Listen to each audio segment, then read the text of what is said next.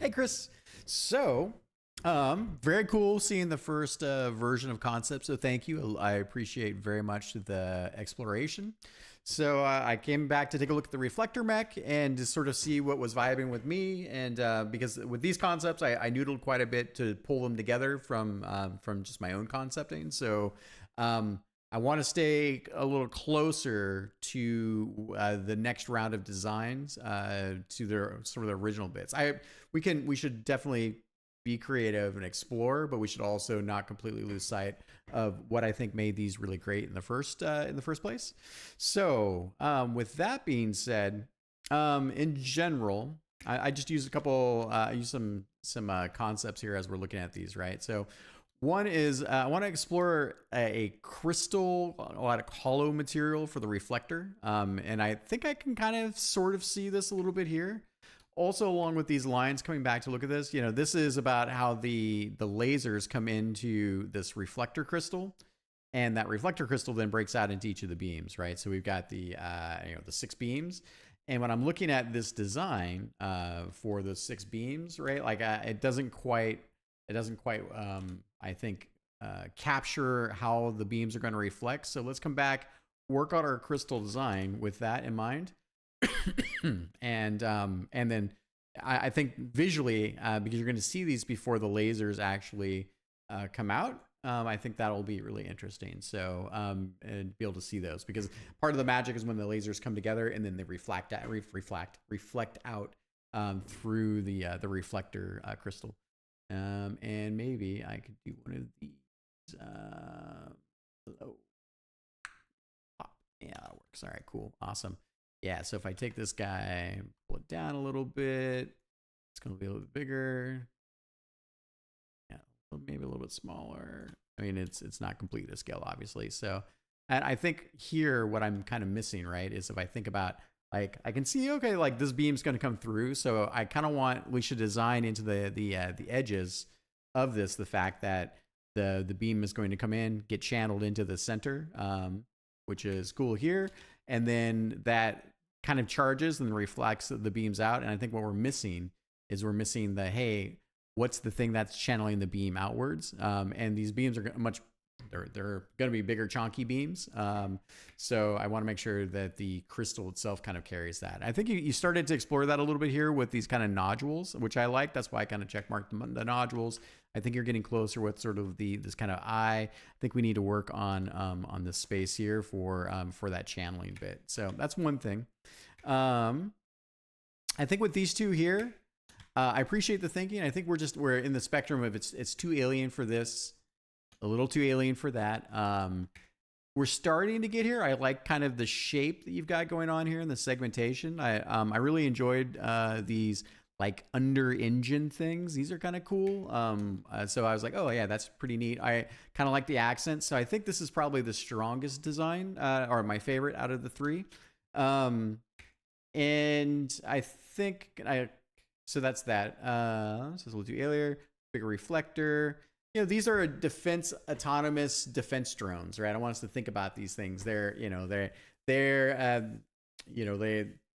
often fly around in the world. They're deployed, in like highly contested areas. So it's like, this is like if you were to take and deploy a mercenary group off world in a very mean-spirited biome with a bunch of creatures and aliens. These would be the things that guard those first outposts, right, as they're being built up. Just my imagination. Also, the shape for this guy here has just a little bit more character. Like there's something in that. I don't think we need to go with the legs completely, but there's something interesting in the way that shape kind of pulls it together. I know it's nonsensical AI generated bits, but I want to see let's come back and explore the shape a little bit. So do a revision of closer to this shape. Let's do a revision of this shape as well. I think the other thing that we should think about too, right, is when this thing opens up, we should definitely have it should be like this. I know there should be some suggestion of the form, right, when it's open, because in the game they're definitely it's going to split open, and I think there we can really work on. Hey, what is the machinery? Not only is it the reflector bits themselves, but underneath, what does that machinery look like? And I think we can carry most of that in the the hollow crystal material. But yeah, so that's kind of just something that we should keep in mind as we're doing the next concepts there. Yeah, let's see here. And okay, so the other thing that I liked about this particular design when I was imagining it is that I like that the outer design. First of all, look at the size of I think the reflector is kind of named because of this. This is the main. This is why I got the nickname the Reflector Mech, right? So, and compared to the body, right? There's quite a bit. Like it eats up a lot of space in comparison. And I also really like that the idea is that you kind of see the energy underneath. It's transparent, right? Like in that when the mech pulls apart, it's this reveal of the like this force field reflector crystalline structure thing that redirects these beams.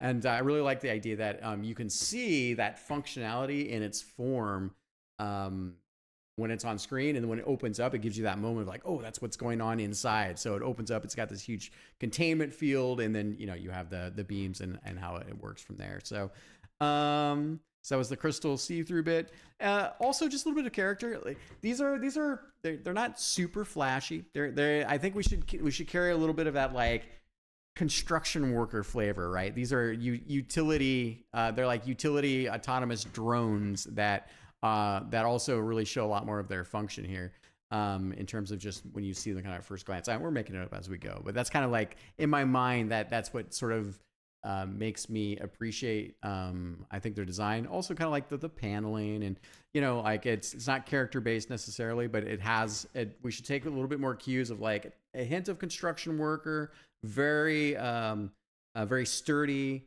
definitely segmented panels. It's got a bit of that. It's made from the same types of concepts and processes that make some of the autonomous mechs. So we just went through that with the Drop Star mech, for instance. So I want to see if we can capture a bit of that. All right. I think those are the main things. I'll get this over for you. Let's do this now so I don't forget. Sometimes I do. And pop this over here. Overall, I like where we're going with it. So thank you so much for the exploration.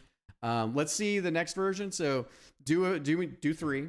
Do one that's closer to the construction, to the original, like in terms of shape and form. Do another revision based on these concepts for this guy here in the middle. And then let's riff on that interior structure a little bit closer. So do 3 of those for the crystalline bit.